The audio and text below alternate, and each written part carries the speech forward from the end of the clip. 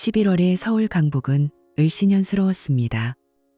해가 지고 가로등이 켜지면 낡은 빌라 골목은 더욱 어두워졌습니다. 준호는 지하철 4호선 수유역에서 내려 언덕길을 올랐습니다. 검은색 백팩이 어깨를 짓눌렀습니다. 오후 9시 30분이었습니다. 다녀왔습니다. 준호가 현관문을 열며 말했습니다. 대답은 없었습니다. 거실불은 켜져 있었지만 집은 조용했습니다. 부엌 식탁 위에 덮개를 씌운 밥그릇이 놓여 있었습니다. 아내 혜린이 남긴 저녁이었습니다. 준호는 신발을 벗고 소파에 몸을 던졌습니다. 천장을 바라보았습니다. 군데군데 곰팡이 자국이 보였습니다. 집주인에게 말해도 소용없다는 것을 알았습니다. 월세 45만 원짜리 빌라였습니다. 보증금은 3천만 원이었습니다. 6년 전 결혼할 때 양가에서 모아준 돈이었습니다. 핸드폰이 울렸습니다. 혜린이었습니다. 여보, 밥 먹었어요? 지금 왔어? 아직. 냉장고에 반찬 있어요. 밥은 전자레인지에 돌리면 돼요. 알았어. 너는?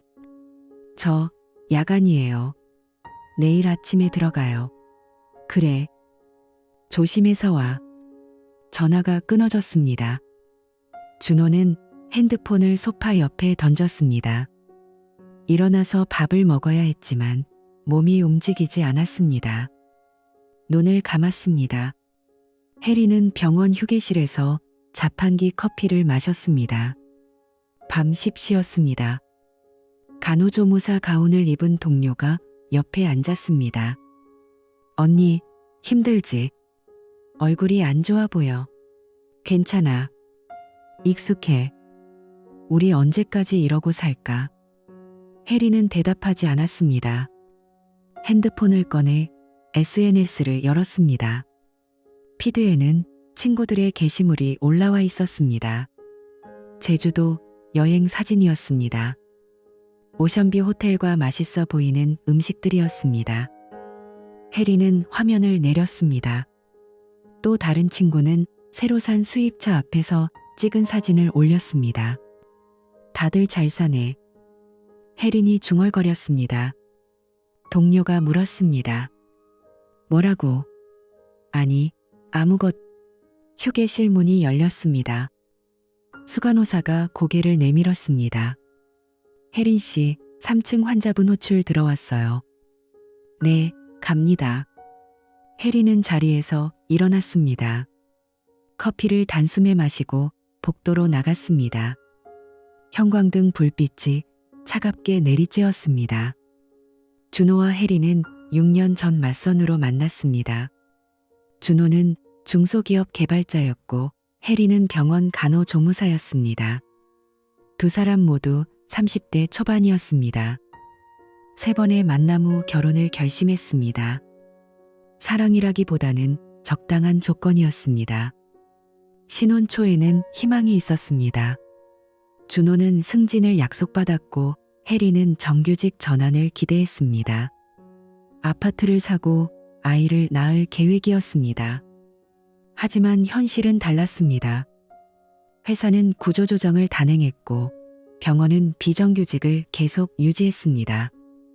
저축은 늘지 않았습니다. 집값은 올랐습니다. 어느 순간부터 대화가 줄었습니다. 저녁 식사도 따로 했습니다. 준호는 야근이 잦았고 혜리는 교대 근무였습니다. 주말에도 각자의 피로를 풀기 바빴습니다. 부부라기보다는 같은 집에 사는 룸메이트 같았습니다. 다음 날 아침이었습니다. 혜리는 야간 근무를 마치고 집에 돌아왔습니다. 현관문을 열자 준호는 이미 출근한 뒤였습니다. 식탁 위에 쪽지가 있었습니다. 먼저 갔어. 저녁 늦을 것 같아. 혜리는 쪽지를 구겼습니다. 침대에 누웠습니다. 잠이 오지 않았습니다. 천장을 바라보다가 핸드폰을 다시 꺼냈습니다. SNS를 열었습니다. 새로운 게시물들이 올라와 있었습니다. 누군가는 승진 소식을 알렸고 누군가는 새 아파트 입주 사진을 올렸습니다. 해리는 핸드폰을 내려놓았습니다. 눈을 감았습니다. 가슴속에서 무언가가 조여왔습니다. 공허함이었습니다. 이것이 자신이 원했던 삶인지 알 수 없었습니다. 창밖으로 비가 내리기 시작했습니다. 11월의 차가운 비였습니다. 해리는 이불을 뒤집어 썼습니다. 잠들기 전 마지막으로 생각했습니다. 언제까지 이렇게 살아야 하지? 그 질문에 답은 없었습니다. 빗소리만이 창문을 두드렸습니다. 해린의 핸드폰에 카카오톡 알림이 떴습니다. 대학 동창 단체방이었습니다. 3주 후 강남에서 동창회가 열린다는 공지였습니다. 참석 여부를 물었습니다. 해리는 메시지를 읽고 화면을 껐습니다. 무슨 돈으로 강남까지가? 하지만 다음 날도 그 메시지가 머릿속에 남았습니다. 경원 복도를 걸으며 해리는 생각했습니다. 마지막으로 친구들을 만난 게 언제였는지 기억나지 않았습니다. 결혼 후 연락이 끊긴 사람들이었습니다. 일주일이 지났습니다. 해리는 옷장을 열었습니다. 6년 전 사놓은 검은색 원피스가 걸려 있었습니다. 꺼내서 입어보았습니다. 거울을 봤습니다. 얼굴이 어두웠습니다. 피부는 거칠었고 머리카락은 생기가 없었습니다. 한 번쯤은 가봐야지. 해린이 중얼거렸습니다. 핸드폰을 들고 단체방에 참석 의사를 남겼습니다. 동창회 당일이었습니다. 해리는 오후 근무를 마치고 서둘러 집으로 돌아왔습니다. 샤워를 하고 화장을 했습니다. 립스틱을 바르며 거울을 다시 봤습니다. 조금 나아 보였습니다. 현관을 나서며 준호에게 문자를 보냈습니다. 오늘 동창회 있어요. 늦게 들어갈게요. 알았어. 준호의 답장은 짧았습니다. 지하철을 타고 강남역으로 향했습니다. 사람들이 많았습니다. 해리는 구글 지도를 보며 약속 장소를 찾았습니다. 역에서 10분 거리에 있는 호텔 레스토랑이었습니다. 입구에 도착했을 때 해리는 잠시 망설였습니다. 너무 화려한 곳이네. 안으로 들어갔습니다. 예약석으로 안내받았습니다. 이미 10명 정도가 와 있었습니다. 친구들이 반갑게 맞아주었습니다. 모두 깔끔하게 차려입었습니다. 명품 가방과 시계가 눈에 띄었습니다. 해리나, 오랜만이다. 정말 안 변했네. 여전히 예쁘다. 해리는 미소를 지었습니다. 자리에 앉았습니다. 친구들은 자신의 근황을 이야기하기 시작했습니다. 누구는 대기업에 다니고 누구는 자영업으로 성공했다고 했습니다. 해리는 듣기만 했습니다. 30분쯤 지났을 때 문이 열렸습니다. 늦은 사람이 들어왔습니다. 네이비 수트를 입은 남자였습니다. 머리는 깔끔하게 넘겼고 손목에는 광택 나는 시계가 있었습니다. 해리는 그 얼굴을 알아봤습니다. 경민이? 남자가 웃으며 다가왔습니다. 다들 오랜만이네요. 경민이었습니다. 대학 시절 조용하고 눈에 띄지 않던 남학생이었습니다. 하지만 지금은 완전히 달랐습니다. 자신감이 넘쳤습니다. 경민은 자리에 앉으며 명함을 꺼냈습니다. 요즘 뭐해? 누군가 물었습니다. 인테리어 디자인 회사 운영하고 있어요. 대표이사요. 친구들이 감탄했습니다. 경민은 겸손하게 웃었습니다. 해리는 그를 바라봤습니다. 경민도 해린을 봤습니다. 해린 씨, 정말 오랜만이네요. 그러게요. 지금 뭐 하세요? 병원에서 간호조무사로 일해요. 아, 멋진 일이시네요. 경민의 눈빛은 진지했습니다. 해리는 그 시선이 불편하면서도 따뜻하게 느껴졌습니다. 저녁 식사가 끝나고 2차가 시작됐습니다. 해리는 가지 않으려 했습니다. 하지만 경민이 말했습니다. 혜린 씨, 조금만 더 있다 가세요. 이야기하고 싶은데. 해리는 고개를 끄덕였습니다. 카페바에서 친구들은 술을 마셨습니다. 경민은 혜린 옆에 앉았습니다. 조용히 물었습니다. 결혼했어요? 네, 6년 됐어요. 행복하세요? 혜리는 대답하지 못했습니다. 경민이 다시 물었습니다. 힘드신가 보네요. 얼굴에 쓰여 있어요. 그렇게 보여요?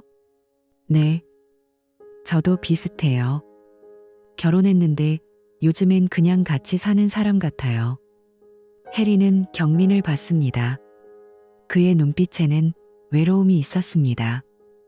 성공한 사람도 외롭다는 게 신기했습니다. 밤 11시가 넘었습니다. 해리는 자리에서 일어났습니다. 저 가봐야 해요. 연락해요. 이거 제 명함이에요. 경민이 명함을 건넸습니다.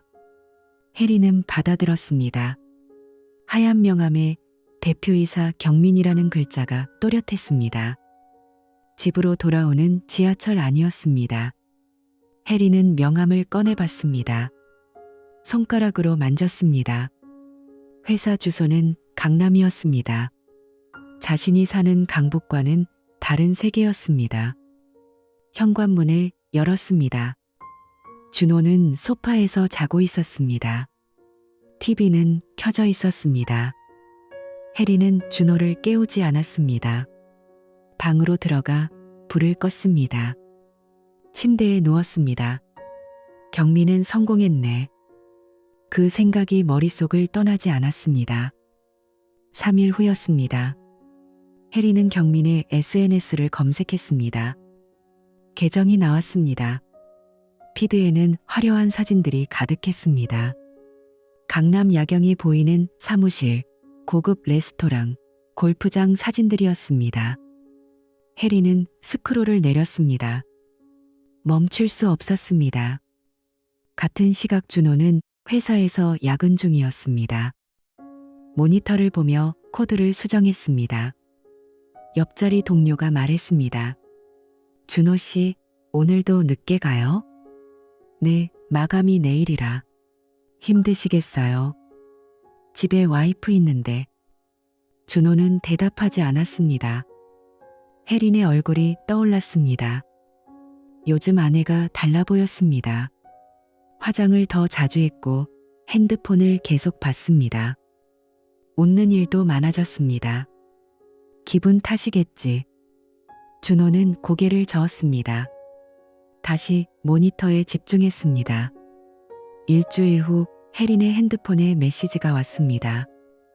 모르는 번호였습니다. 혜린 씨, 경민이에요. 시간 되시면 커피 한 잔 어때요? 혜린은 메시지를 읽고 또 읽었습니다. 답장을 보내야 할지 고민했습니다. 손가락이 키보드 위에서 멈췄습니다. 그리고 천천히 움직였습니다. 좋아요. 언제가 괜찮으세요? 전송 버튼을 눌렀습니다. 심장이 빠르게 뛰었습니다. 혜리는 핸드폰을 가슴에 안았습니다. 강북 빌라 창밖으로 비가 내렸습니다. 11월의 비는 여전히 차가웠습니다. 혜리는 경민을 만났습니다. 강남역 근처 카페였습니다. 경민은 먼저 와 있었습니다. 창가 자리에 앉아 핸드폰을 보고 있었습니다. 혜린이 다가가자 경민이 일어났습니다. 오셨네요. 여기 앉으세요. 늦어서 죄송해요. 아니에요. 저도 방금 왔어요. 커피를 주문했습니다. 경민이 물었습니다. 요즘 어떠세요? 그냥 똑같아요. 일하고 집에 가고. 힘드시겠어요? 혜리는 대답 대신 커피를 마셨습니다. 경민은 혜린을 조용히 바라봤습니다. 그의 눈빛에는 관심이 있었습니다. 혜린은 그 시선이 낯설지 않았습니다. 오히려 익숙했습니다. 그날 이후 만남이 계속됐습니다. 처음에는 일주일에 한 번이었습니다. 그러다 3일에 한 번이 됐습니다. 카페에서 저녁 식사로 바뀌었습니다. 경민은 혜린이 가본 적 없는 레스토랑에 데려갔습니다. 메뉴판에 가격이 없는 곳들이었습니다. 이런데 처음이에요. 혜린이 말했습니다. 맛있는 곳이에요. 제가 자주 오는 단골이에요. 경민은 자연스럽게 주문했습니다. 와인도 시켰습니다. 혜린은 모든 게 꿈 같았습니다. 경민은 혜린의 이야기를 들어주었습니다.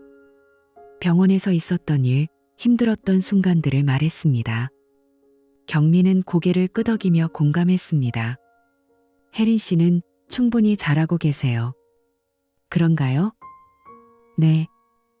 쉽지 않은 일을 하고 계시잖아요. 혜린의 눈가에 눈물이 맺혔습니다. 오랜만에 듣는 위로였습니다. 3주가 지났습니다. 비 오는 밤이었습니다. 경민이 혜린을 차로 바래다 주었습니다. 수입차였습니다. 차 안은 따뜻했습니다. 빗소리만 들렸습니다. 집 앞까지 바래다 드릴게요. 아니에요. 역에서 내려주세요. 괜찮아요. 경민은 운전했습니다. 혜린은 창밖을 봤습니다. 빌라 골목이 보였습니다. 경민은 차를 세웠습니다. 혜린 씨. 경민이 혜린의 손을 잡았습니다. 혜린은 손을 빼야 한다는 걸 알았습니다. 하지만 빼지 못했습니다. 나 혼자가 아니라는 걸 느껴요. 혜린 씨랑 있으면. 혜린은 대답하지 못했습니다. 경민이 혜린을 안았습니다. 혜린은 거부하지 않았습니다. 그날 밤 준호는 집에 없었습니다. 야근이었습니다. 같은 시각 준호는 회사 회의실에 앉아 있었습니다. 동료들과 프로젝트를 점검했습니다. 핸드폰이 울렸습니다. 혜린에게서 온 문자였습니다. 오늘 친구 만나요. 늦게 들어갈게요. 준호는 답장을 보냈습니다. 알았어. 조심해. 하지만 뭔가 이상했습니다. 요즘 혜린은 친구를 자주 만났습니다. 옷도 새로 샀습니다. 화장도 진했습니다. 집에서는 핸드폰만 봤습니다. 회의가 끝났습니다. 준호는 집으로 향했습니다. 밤 11시였습니다. 현관문을 열었습니다. 혜린은 아직 돌아오지 않았습니다. 준호는 불을 켰습니다. 거실을 둘러봤습니다. 식탁 위에 혜린의 가방이 놓여 있었습니다. 아침에 급하게 나가며 두고 간 것이었습니다. 준호는 가방을 봤습니다. 열어볼까 망설였습니다. 고개를 저었습니다. 과민한 거야. 하지만 불안함은 사라지지 않았습니다. 다음 날 저녁이었습니다. 혜린은 또 늦게 들어온다고 했습니다. 준호는 회사에 조퇴를 냈습니다. 오후 5시에 집으로 왔습니다. 혜린의 옷장을 열었습니다. 새 옷들이 걸려 있었습니다. 가격표가 붙은 것도 있었습니다. 비싼 브랜드였습니다. 이걸 언제 샀지? 서랍을 열었습니다. 화장품이 가득했습니다. 전에 없던 것들이었습니다. 준호는 서랍을 닫았습니다. 침대에 앉았습니다. 가슴이 답답했습니다. 핸드폰이 울렸습니다. 혜린이었습니다. 여보, 오늘 저녁 약속 있어요. 10시쯤 들어갈게요. 누구 만나는데? 대학 친구요. 저번에도 말했잖아요. 그래. 조심해. 전화를 끊었습니다. 준호는 핸드폰을 내려다봤습니다. 손이 떨렸습니다. 밤 9시였습니다. 준호는 밖으로 나갔습니다. 지하철을 탔습니다. 강남역으로 향했습니다. 혜린이 자주 만난다던 친구가 강남에 산다고 했습니다. 역에 도착했습니다. 사람들이 많았습니다. 준호는 출구로 나왔습니다. 어디를 가야 할지 몰랐습니다. 그냥 걸었습니다. 30분쯤 지났을 때 익숙한 모습이 보였습니다. 혜린이었습니다. 레스토랑에서 나오고 있었습니다. 옆에 남자가 있었습니다. 정장을 입은 남자였습니다. 두 사람은 웃으며 걸었습니다. 준호는 멈춰 섰습니다. 심장이 빠르게 뛰었습니다. 혜린과 남자는 주차장으로 들어갔습니다. 검은색 수입차가 나왔습니다. 차가 떠났습니다. 준호는 그 자리에 서 있었습니다. 다리에 힘이 풀렸습니다. 벤치에 앉았습니다. 손으로 얼굴을 감쌌습니다. 누구지? 저 남자는. 다음 날 아침이었습니다. 혜린은 평소처럼 출근했습니다. 준호는 회사에 병가를 냈습니다. 혜린의 서랍을 다시 열었습니다. 영수증들을 찾았습니다. 레스토랑, 호텔 라운지, 백화점 영수증들이었습니다. 날짜를 확인했습니다. 최근 한 달 동안의 것들이었습니다. 준호는 영수증들을 사진으로 찍었습니다. 노트에 정리하기 시작했습니다. 날짜, 장소, 금액을 적었습니다. 패턴이 보였습니다. 혜린은 매주 화요일과 금요일에 강남에 갔습니다. 핸드폰을 열었습니다. 통화 기록을 확인했습니다. 자주 통화하는 번호가 있었습니다. 모르는 번호였습니다. 준호는 그 번호를 메모했습니다. 저녁이었습니다.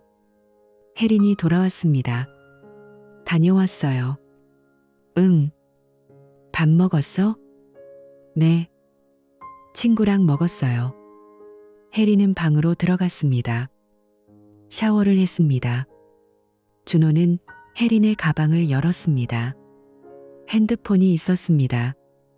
화면을 켰습니다. 비밀번호가 바뀌어 있었습니다. 전에는 생일이었습니다. 이제는 열리지 않았습니다. 준호는 핸드폰을 제자리에 놓았습니다. 혜린이 나왔습니다. 왜 앉아요? 너 기다렸어. 피곤한데 먼저 잘게요. 혜린은 침대에 누웠습니다. 등을 돌렸습니다. 준호는 거실로 나왔습니다. 소파에 앉았습니다. 핸드폰을 꺼냈습니다. 검색창에 불륜 증거 수집을 입력했습니다. 여러 글들이 나왔습니다. 준호는 하나씩 읽었습니다. 변호사 상담이 필요하다는 글이 많았습니다. 준호는 법률사무소 번호를 저장했습니다. 새벽이 쉬었습니다. 준호는 노트를 펼쳤습니다. 지금까지 수집한 정보를 다시 봤습니다. 영수증, 통화 기록, 목격 내용을 정리했습니다. 마지막 페이지에 한 문장을 썼습니다. 반드시 끝을 본다. 창밖으로 비가 내리기 시작했습니다. 준호는 커튼을 닫았습니다. 불을 껐습니다. 어둠 속에 앉아 있었습니다. 눈을 감았습니다. 하지만 잠은 오지 않았습니다. 준호는 일주일 동안 혜린을 따라다녔습니다. 회사에는 계속 병가를 냈습니다. 카메라를 샀습니다. 중고 제품이었습니다. 줌 기능이 있었습니다. 화요일 저녁이었습니다. 혜린은 강남역으로 갔습니다. 준호는 20m 뒤에서 따라갔습니다. 혜린은 호텔 로비로 들어갔습니다. 30분 후 남자가 나타났습니다. 정장 차림이었습니다. 두 사람은 엘리베이터를 탔습니다. 준호는 로비 소파에 앉았습니다. 3시간을 기다렸습니다. 밤 10시에 두 사람이 내려왔습니다. 현관 앞에서 포옹했습니다. 준호는 사진을 찍었습니다. 10장이 넘었습니다. 남자가 차키를 꺼냈습니다. 혜린을 차에 태웠습니다. 준호는 차 번호판을 찍었습니다.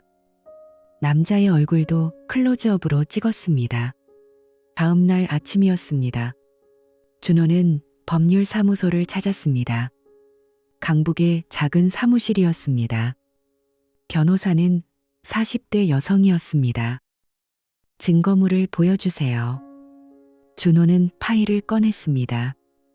사진들, 영수증, 통화기록, 메모가 담겨 있었습니다. 변호사는 천천히 살펴봤습니다.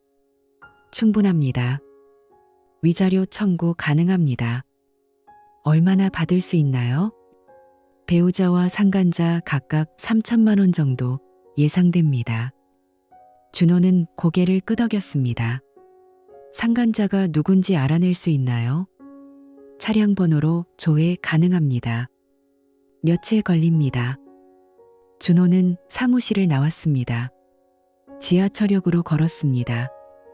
핸드폰이 울렸습니다. 변호사였습니다. 차량 소유주 확인됐습니다.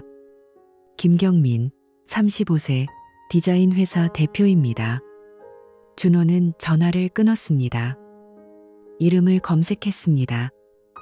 회사 홈페이지가 나왔습니다. 경민의 사진이 있었습니다. 동창회 사진 속 그 남자였습니다. 준호는 더 검색했습니다. 경민의 SNS를 찾았습니다. 계정은 공개였습니다.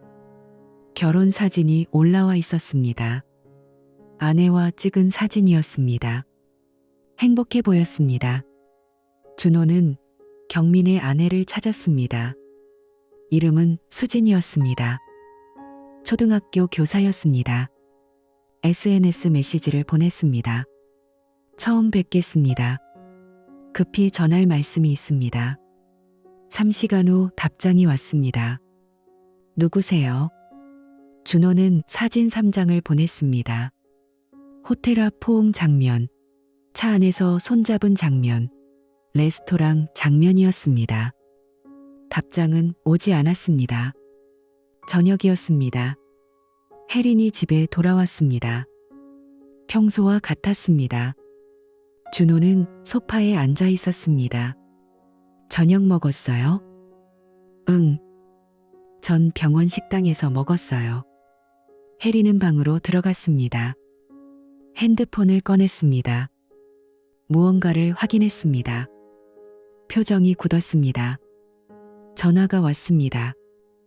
혜린은 전화를 받고 밖으로 나갔습니다. 현관 박복도였습니다. 무슨 일이야? 경민의 목소리였습니다. 떨리고 있었습니다. 우리 아내가 알아. 사진을 받았어. 혜린은 숨이 막혔습니다. 누가 보낸 건데? 모르겠어. 하지만 우리를 찍은 거야. 호텔 앞에서. 혜린은 벽에 기댔습니다. 다리에 힘이 풀렸습니다.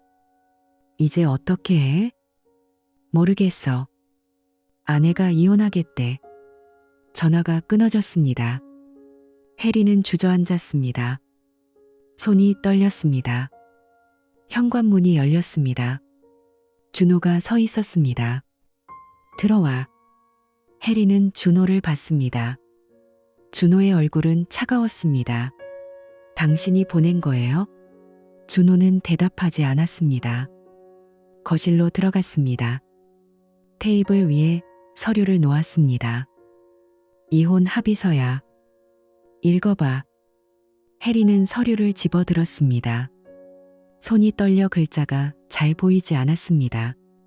준호 씨, 변호사 통해서 연락할게. 더 이상 말하고 싶지 않아. 준호는 방으로 들어갔습니다. 문을 잠갔습니다. 혜린은 거실에 혼자 남았습니다. 일주일이 지났습니다. 경민의 회사에 소문이 퍼졌습니다. 투자자들이 연락을 끊었습니다. 이사회가 긴급 소집됐습니다.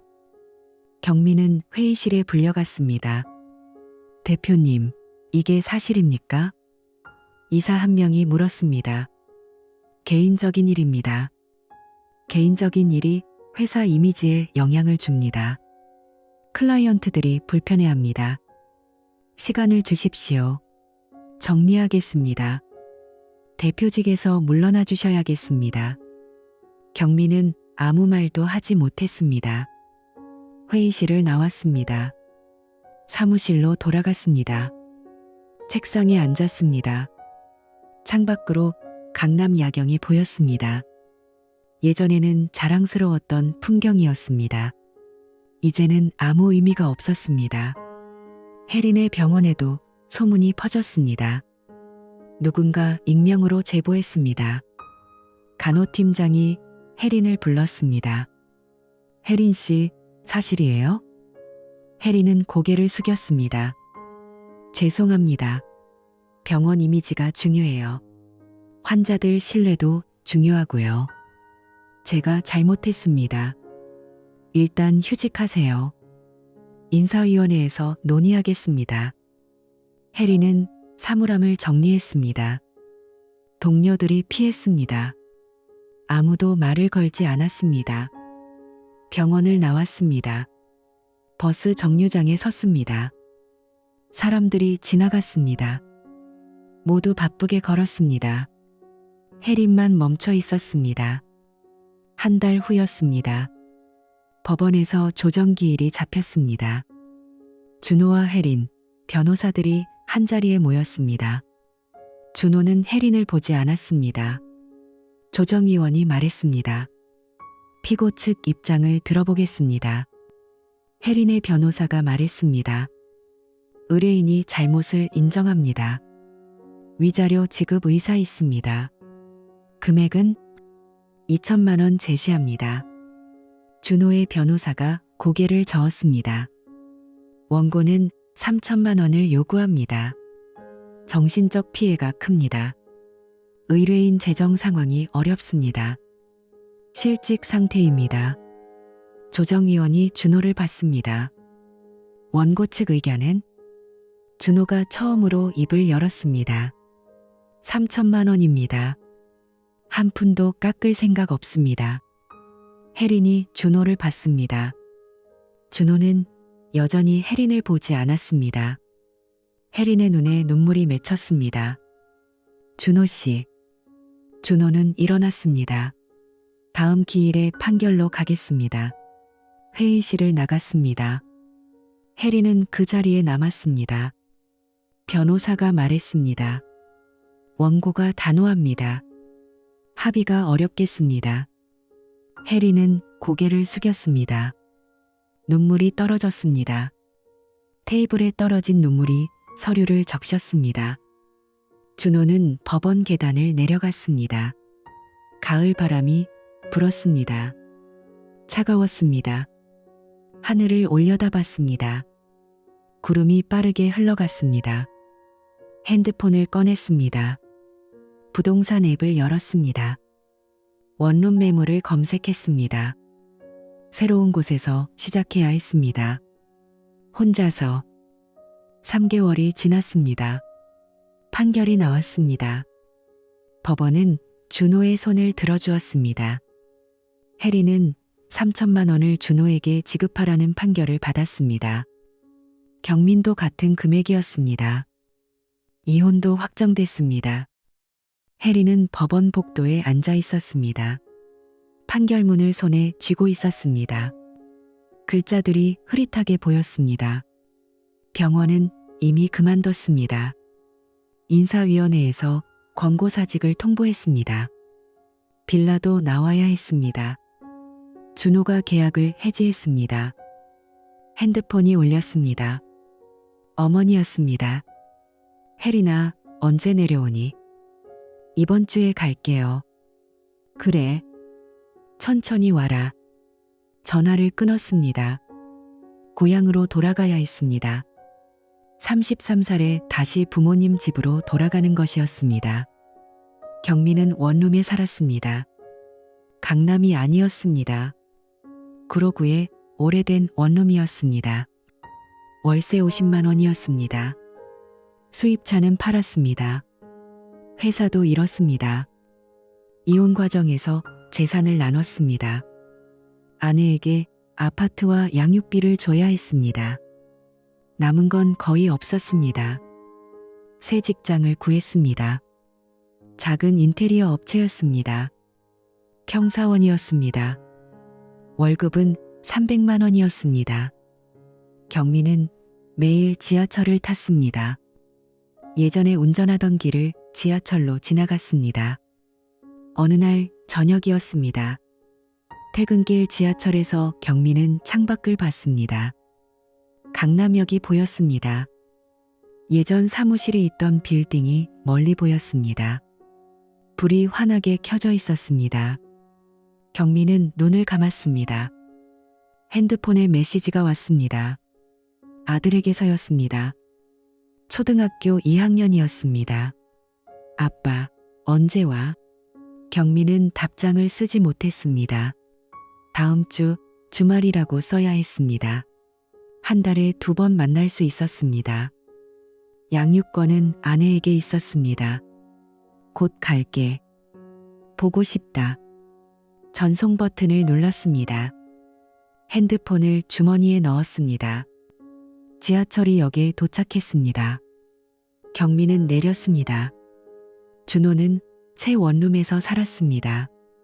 같은 강북이었지만 다른 동네였습니다.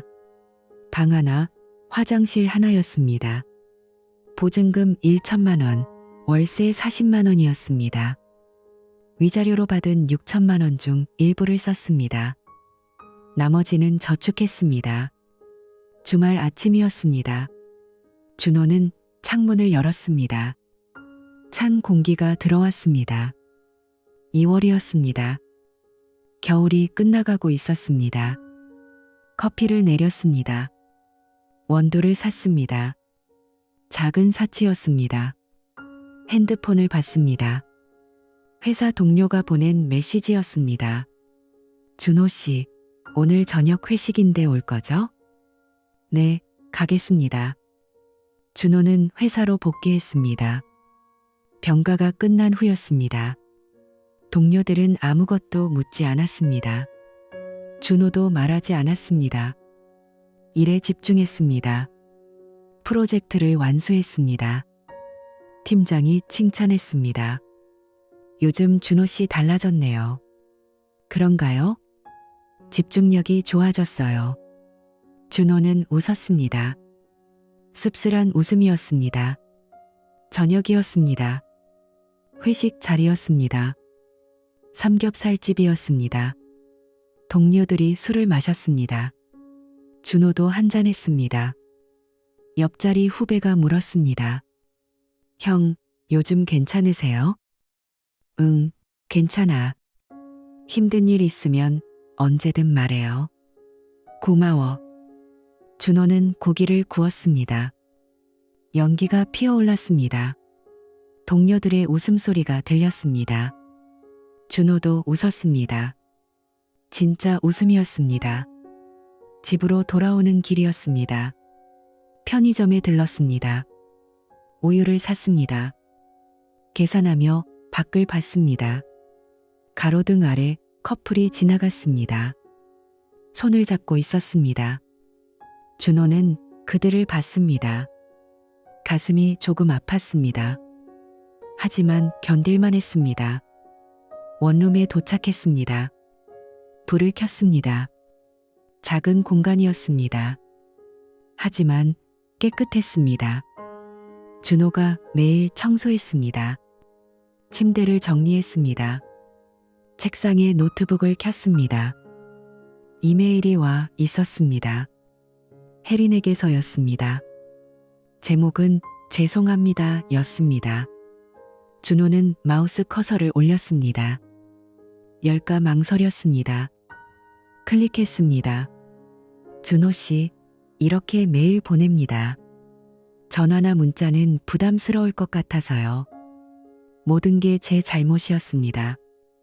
변명하지 않겠습니다. 당신을 너무 힘들게 했습니다. 미안합니다. 위자료는 분할로 보내겠습니다. 지금은 고향에서 일자리를 찾고 있습니다. 당신이 행복하길 바랍니다. 정말 미안합니다. 혜린. 준호는 이메일을 읽었습니다. 다시 읽었습니다. 아무 감정이 들지 않았습니다. 분노도 없었습니다. 슬픔도 없었습니다. 그냥 담담했습니다. 답장을 쓰지 않았습니다. 그냥 이메일을 닫았습니다. 창밖을 봤습니다. 달이 떠 있었습니다. 보름달이었습니다. 침대에 누웠습니다. 천장을 봤습니다. 곰팡이가 없었습니다. 깨끗한 천장이었습니다. 눈을 감았습니다. 이제 시작이야. 준호는 스스로에게 말했습니다. 6개월이 더 지났습니다. 여름이었습니다. 준호는 회사에서 승진했습니다. 대리가 됐습니다. 월급이 올랐습니다. 조금씩 저축이 늘었습니다. 주말에는 등산을 다녔습니다. 혼자였습니다. 외롭지 않았습니다. 어느 토요일 오후였습니다. 북한산을 올랐습니다. 정상에 도착했습니다. 서울이 한눈에 보였습니다. 강북도 보였고 강남도 보였습니다. 준호는 물을 마셨습니다. 바람이 불었습니다. 시원했습니다. 핸드폰을 꺼냈습니다. 사진을 찍었습니다. SNS에 올렸습니다. 첫 게시물이었습니다. 6개월 만이었습니다. 새로운 시작. 짧은 글과 함께 사진을 올렸습니다. 댓글이 달렸습니다. 친구들이었습니다. 준호야, 오랜만이다. 멋지네. 건강해 보여. 준호는 웃었습니다. 답글을 달았습니다. 고마워. 하산했습니다. 산 아래 식당에서 혼밥을 했습니다. 김치찌개였습니다. 맛있었습니다. 천천히 먹었습니다. 급할 것이 없었습니다. 집으로 돌아왔습니다. 샤워를 했습니다. 편한 옷으로 갈아입었습니다. 책상에 앉았습니다. 공부를 시작했습니다. 자격증 준비였습니다. 더 나은 직장을 위해서였습니다. 창밖으로 노을이 졌습니다. 붉은 하늘이었습니다. 아름다웠습니다. 준호는 잠시 공부를 멈추고 하늘을 봤습니다. 괜찮아. 잘하고 있어. 스스로에게 말했습니다. 다시 책을 폈습니다. 같은 시각 혜리는 고향 마을 카페에서 일했습니다. 아르바이트였습니다. 시급 9,000원이었습니다. 손님이 많지 않았습니다. 한적했습니다. 카운터를 닦았습니다. 창밖을 봤습니다. 논이 보였습니다. 벼가 자라고 있었습니다. 바람에 흔들렸습니다. 부모님은 아무 말도 하지 않았습니다. 그냥 받아주었습니다. 혜리는 감사했습니다. 매일 밤방에서 혼자 울었습니다. 하지만 아침에는 일어났습니다. 출근했습니다. 살아갔습니다. 경민도 여전히 원룸에서 살았습니다. 회사를 다녔습니다. 주말에 아들을 만났습니다. 놀이터에서 함께 놀았습니다. 아들은 자랐습니다. 경민은 사진을 찍었습니다. 핸드폰 배경화면으로 설정했습니다. 밤에 혼자 술을 마셨습니다. 편의점 소주였습니다. 일병이면 충분했습니다. 취하지 않았습니다. 그냥 하루를 마무리하는 의식이었습니다. 세 사람은 다시 만나지 않았습니다. 각자의 삶을 살았습니다. 후회와 함께였습니다. 책임과 함께였습니다. 준호의 원룸에 봄이 왔습니다. 창밖으로 벚꽃이 보였습니다. 분홍빛이었습니다. 준호는 창문을 열었습니다. 바람이 들어왔습니다. 따뜻했습니다. 새로운 계절이었습니다. 새로운 시작이었습니다. 준호는 커피를 마셨습니다. 쓰지 않았습니다. 달지도 않았습니다. 적당했습니다. 그렇게 살아가기로 했습니다.